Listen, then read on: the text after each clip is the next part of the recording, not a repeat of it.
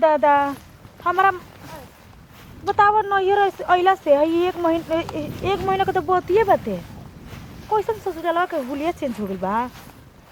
मार चारों चितान एकदम लागत एकदम जंगल झाड़ लेखा सुखाइल सुखाइल पेड़ पौधा में पानी ना डाल सन कोनो केकर खेत रे बतावा तनी काला चल रे संगीतवा तनी घूमे हमरा साथे तनी ना आइलिया ढेर दिन हो गए तो सोचनी हम घूम ली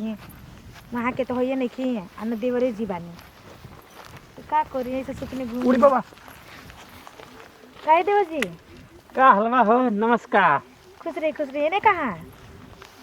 एने कहाँ हाँ, हम तो से पूछल चाहतनी कि एने तू कहाँ से जाते तने अपन खेतवा पे घूम लेवे। खेतवा घूमे तू जातड़ू हाँ तने देख लेते क्या भौजी मजाक करत हो का हमरा से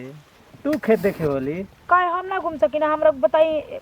1 महीना का नैहर का चल गनी सब कोई लागत हमके भुलाइए गइल बते। हम अरे कहते बनी भुलाए के बात कहतड़ू नैहर एक महीना में देखत हेतना चिकन आ गइल बड़ू का मिलत रहल सन नैहर खा के एकदम खोआ नियन होखत जातड़ू। अच्छा अरे तो चिकनाइल जातनी हम ना कोना केकर रसमलाई चटतनी सरवा दिन पर दिन कोयला होखल जातनी कुछ कहतनी का ना भभकतनी हटी न तो और भैया देख तो सटी और हटी न तो शौक कर लगा हम के छोड़ा हो नहीं खा के रोहिया ना कहाँ नहीं खा लौकत हम छोटका देवर जी नहीं खिलो को ताई लेने नहीं का खेतवा देने ना हमसे देखनी है फिर जाके हम खोज लेते हैं। पहले बताओ भजी बड़ा खूबसूरत लागत हां मन करता कि जान ले ले। हां तो ढेर दिन पहले ना तैसे सोचने का अपन तनी ससुराल में छाव खाते हैं हां और ये भौजी लिपस्टिक तो मरले बड़ो जाना था कि अजी मार कसमसा आ जाता है कहीं हो कुछ छोड़ा ज्यादा दिन पर दिन तो होते बाड़ू हरियरी आ कहाँ यार खेत और जात घूमे हां गहूँ देखे गहुआ के भसाइबू का काहे कहते हेतना भभका तड़ू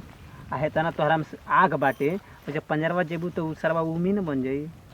ना जेम पंजरा चिंता मत करी ना भभकी तो दूर चल ही से रह हम एगो बात कही तोहरा अगिया के ठंडा कर दे कैसे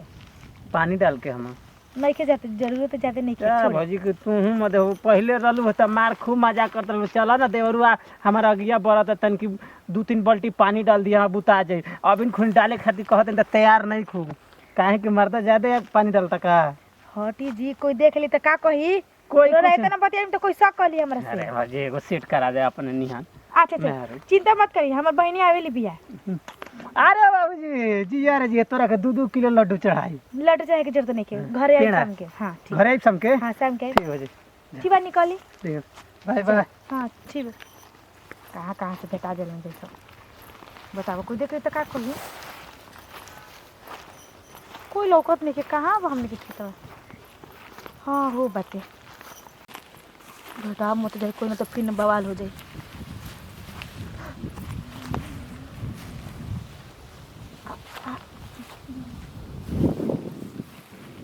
का बोली में डर लगता है। अच्छा एगो बात बताबो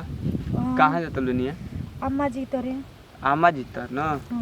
अबे हम खेत पे ले आवतनी खेत पे केहू नहीं खोने उन्हें का कर जात लू ओ बाबा रोरे के देखे रौरा के देखे तो चलो घरे जी आप चलिए हम आवत नहीं का बात बता का छिपाव तलू एगो बात बताओ नकिया कटवा तो देहलू हमार का बियाह कइले 3 महीना होता 3 महीना में अभी अइले हमनी के तारा गांव में कितना दिन होता 2-3 दिन होते बाते आ फिर लगलू खेतो घूमे का हमार सर था ना खेत घर देखे के और शारदा हुए तो गांव में खेत में जन तो का कही हां ये रोरा कहां गई रही हमको नहीं लाइटिंग करे हां हम चले कहां देखे का हां हैं अब मतलब कौन रोरा प्लाई मारते हम मुंह देखम अरे बाप रे बाप तू हमारे पे शौक करतलू जा तलू सीआईडी बन के पकड़े हैं आइल है उहे हो तार बहनिया आइल ओकर के रखले बनी गोइल अपना गांव में सच्ची बोलत है मारा बेकल लबड़ा के में ना उधिया जी बुची होता ओइसन कुल हमर थई रे के को अपन मेहरा रुपया तब दूसरा मुंह मार चल पतल चट चलो अबे तो कला नहीं क्यों करे से लाइन मार के आवत है अरे तू ओइसे बतियोते वाली तू बियाह कइले ढेर दिन ने क्यों कर फिल्म दिखावे लगनी अपन ड्रामा ड्रामा? चल करे कौन चीज के ड्रामा हम देखत नहीं उन्हें का करे सच बताई अरे को अरे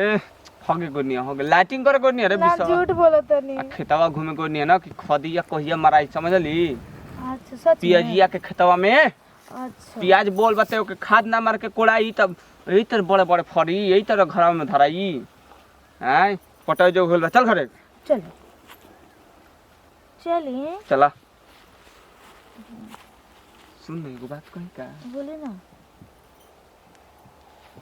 एगो बात कही तो ले खसी बिना ना एक नब्बे तो कहे जान तलू हम्म चल ना तनकी सा गहुआ में माजा लूट ले जा चली ना हम तो चाहते बने आई हम तो चाहते बने सही में ये से कि न कहे न सा हमर कुल दोस्त जन के बियाह निके भइल